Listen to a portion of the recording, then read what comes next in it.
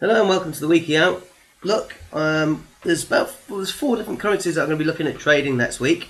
So I'm going to go through the calendar quickly and have a look at which alerts are going to affect those and how I plan to trade them.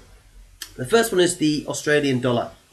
Now we have had the Aussie dollar been pushing down slightly last week due to weak commodity prices. We did have a good unemployment figure on the Aussie last week, but it turns out that most of those jobs were part-time filled and the quality was not very good. So after a little bit of pullback, the Aussie dollar started to drop again and is now back down to these recent lows where there's an area of support around the 8,230 area. Okay, so the first thing we're looking at is the monetary policy meeting minutes. On Monday we've got the mid-year economic and fiscal outlook. Not expecting that to be a massive market move, but obviously if the outlook is slightly more dovish, then we're going to get a bit more pressure on the Aussie. But what we're really looking for here is the Aussie dollar monetary policy meeting on Tuesday. Now, expecting the RBA to come out with slightly dovish comments. Data hasn't been fantastic on the Aussie dollar recently, and obviously that unemployment there being slightly upbeat, more so than what it should have been. I think we're going to see these minutes come out of a slightly dovish tone.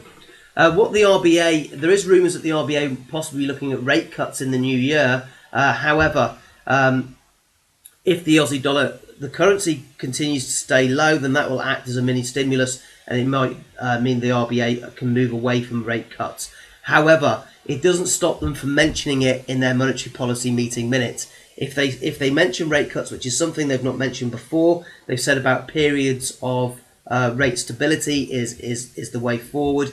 If they move away from that tone and start to mention possible rate cuts, then we will see the Aussie dollar fall further.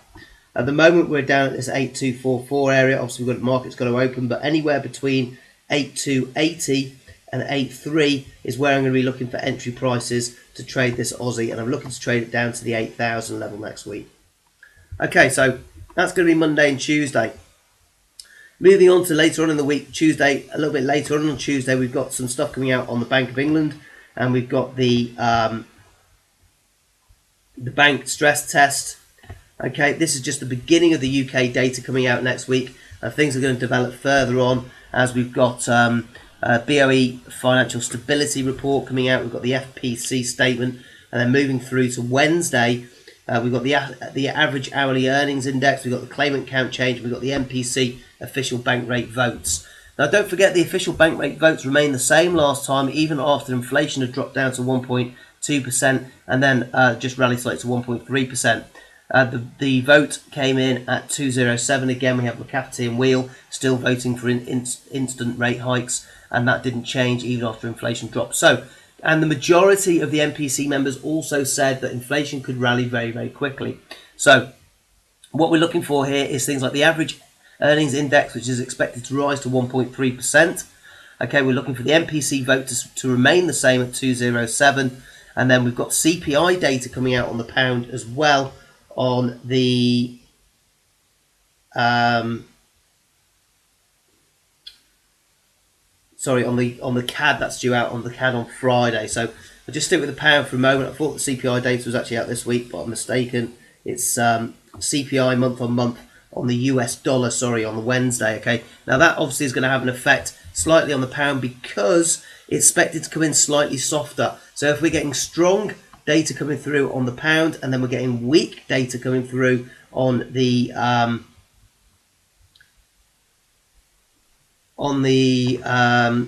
US dollar, then it's going to help the pound to rally.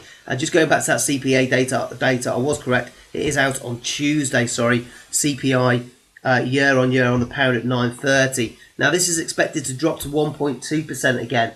Now it's been there before. It came up to 1.3. Now it's expected to 1.2 again. If it comes in at 1.3 or higher, that's going to be the start of that rally on Tuesday. Okay, so I've been saying for a while I'm expecting the pound to turn around, expecting it to rally. If it's going to happen at all, it's going to be this week. Now, the prices that I'm looking for on the chart here, really for the rally, because of the uncertainty at the moment in the direction, and it is based on the information that comes out on Tuesday and Wednesday. Okay, we can't assume that it's going to rally just yet. We need to see that data come out because obviously if CPI comes in lower than forecast, And if the MPC members decide to have a unanimous vote to keep the rates the same, then obviously the pound's going to fall. So I think on this occasion, although I prefer to use pullbacks, on this occasion we're going to be looking at breakouts for the bullish trend above 158.30, and then for the downside we're going to be looking for breakouts below this previous low. Okay, we did get an area of support around 156. If you wanted to take an early sell, that would probably be the price to get into, but it depends on data again. If the CPI comes in lower, if the average earnings comes in lower, I don't think the MPC vote will change, but the CPI and the average earnings may be softer than expected. If that's the case, then I'd be looking at taking an early sell, possibly as high as 157, depending what the market's expecting to happen. If the market's expecting the data to be good, then we could be at 158 before the announcements come out, and then so if it comes out poor, then that would be a perfect place to sell. Okay, so this is what we're going to be looking for. We're going to be looking for the release of the data first. Let's digest that data, and then let's move forward and put a trading plan into place. Okay, so the other one that I'm looking to trade, obviously, is New Zealand dollar. Still in that, been up and down with this one quite a lot recently. We've had some wins, we've had some losses.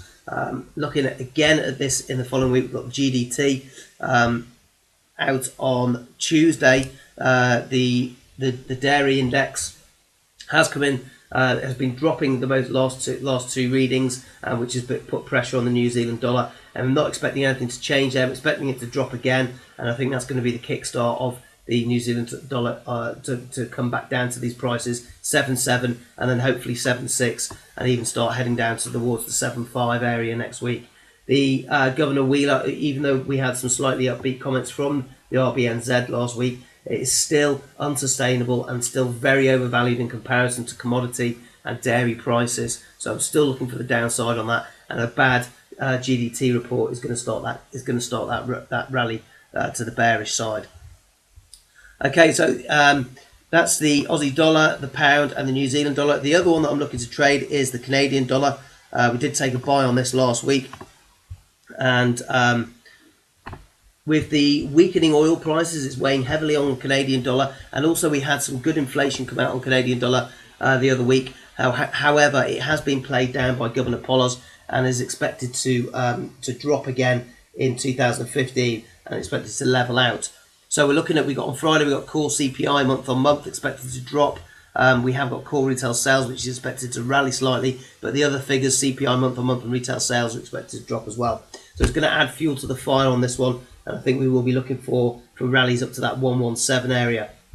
Prices to try and get into this are going to be on the pullbacks at the moment. The most imminent one is 11,550. If it breaks through that level, then I'll be looking for these areas again, areas of resistance that became support around about the 115 to start, and then again back down to 114.50. Okay, but looking for buys on that all the way.